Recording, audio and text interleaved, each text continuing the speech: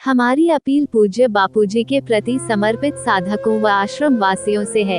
गद्दार, नाकारा, नाकाम लीगल टीम और उनके चमचे इस वीडियो से दूर रहें। पूज्य बापूजी के स्वास्थ्य की देखभाल अब हम सभी बापू के बच्चों की जिम्मेदारी है।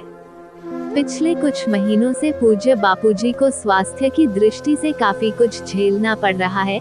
जब से पूज्य बापूजी को कोरोना के नाम पर एलोपैथिक दवाएं व प्राणघातक इंजेक्शंस लगवाए गए हैं, तब से पूज्य बापूजी का स्वास्थ्य काफी कमजोर है।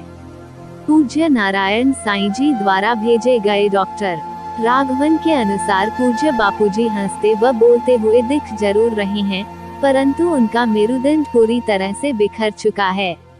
पूज्य बापूजी को 10 से अधिक प्राणघातक बीमारियां हैं। जब से पूज्य बापूजी एम्स से आए हैं, लगभग तब से पूज्य बापूजी के शरीर में यूरिन की समस्या बनी हुई है।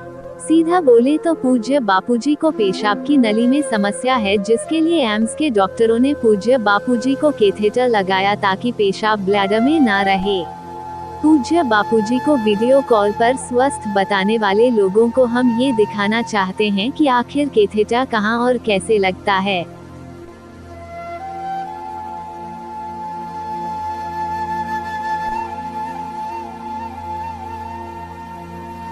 तो देखा आपने कि कैथेटर लगाने की प्रक्रिया कितनी पीड़ादायक है।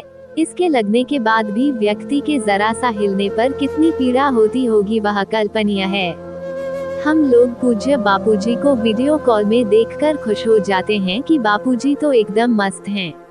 आध्यात्मिक दृष्टि से देखा जाए तो पूज्य बापूजी को कोई परेशानी नहीं है, परंतु शारीरिक दृष्टि से पूज्य बापूजी बहुत पीड़ा सहन कर रहे हैं।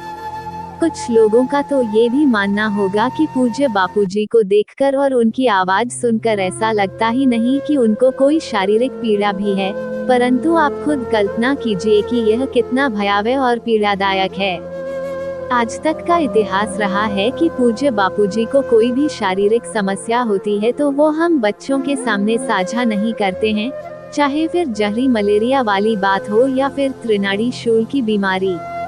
त्रिनाड़ी शूल जैसी खतरनाक बीमारी होने के बाद भी बापूजी हम सब के कल्याण के लिए एक दिन में 2 से 3 जगह सत्संग देते थे, तो इससे स्पष्ट होता है कि हमारे दुखहर्ता पूज्य बापूजी हमारे सामने अपनी पीड़ा का बयान नहीं करेंगे। हाल ही में पूज्य बापूजी को एम्स ले जाकर कैथेटर निकलवाना था। पूज्य बापूजी ने गद्दार लीगल टीम को एम्बुलेंस की व्यवस्था करने के लिए बोला, परंतु एम्बुलेंस की जगह छोटे वज्र वाहन को भेज दिया गया। इस कारण पूज्य बापूजी ने एम्स जाने से मना कर दिया। अंततः 5 अगस्त 2021 को गद्दार लीगल टीम के आयुर्वेदिक डॉक्टर अरुण त्यागी द्वारा पूज्य बापूजी का कैथेटर जेल में निकाला गया। आयुर्वेदिक डॉक्टर होने के कारण डॉक्टर त्यागी को कैथेटर लगाने और निकालने का अनुभव ही नहीं है, तो उन्होंने उसको जोर से खींचकर निकाला, जिस कारण अंदर इन्फेक्शन हो गया और खून भी निकला। कैथेटर निकालने के बाद कुछ जरूरी टेस्ट किए जाते हैं, उनसे भी पूज्य बापूजी को वंचित रखा गया।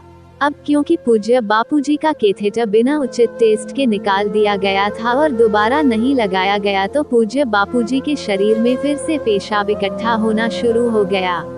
10 अगस्त 2021 को पूज्य बापूजी की सोनोग्राफी कराई गई, जिसके अनुसार पूज्य बापूजी की बाईं किडनी पेशाब रुकने की वजह से फैल गई है। पूज्य बापूजी के लिवर का आकार भी काफी बड़ा हुआ पाया गया है और सबसे बड़ी समस्या है कि पूज्य बापूजी को पेशाब करने में भी दिक्कत हो रही है। इसी बीच पूज्य नारायण साईं जी द्वारा भेजे गए डॉक्टर राघवन की दवाएं फिर से बंद करा दी गई थी, जिसको जागरूक साधकों के दबाव के बाद शायद फिर से शुरू कराया गया है। पूज्य बापूजी को तुरंत उचित इलाज की अत्यधिक आवश्यकता है। हम साधकों का कर्तव्य है कि हम इसको सुनिश्चित करें। हमारे पूज्य गुरुदेव सर्वसमर्थ हैं, परंतु उनके शरीर का ख्याल रखना हमारी जिम्मेदारी है। अगर फिर भी किसी को ऐसा लगता है कि पूज्य बापूजी पूर्णतः स्वस्थ हैं, तो आप अपना मूत्राशय यूरिनरी ब्लैडर पूरा भरने के बाद भी 20 मिनट रोक के उस पीड़ा का स्वयं अनुभव कर सकते हैं, जिससे हमारे पूज्य बापूजी गुजर रहे हैं। अगर यह सब ऐसा ही चलता रहा तो आगे आप सब समझदार हैं। इतना सब होने के बावजूद भी लीगल टीम और उनके चमचे जगह जगह भंडारों का आयोजन कर रहे हैं। शर्म आती है ऐसे लोगों पर और ऐसी शिष्यों पर। हम सभी साधकों का कर्तव्य है कि हम बाकी सेवाओं के साथ साथ पूज्य बापू जी के स्वास्थ्य और केस पर भी पूरा ध्यान रखें।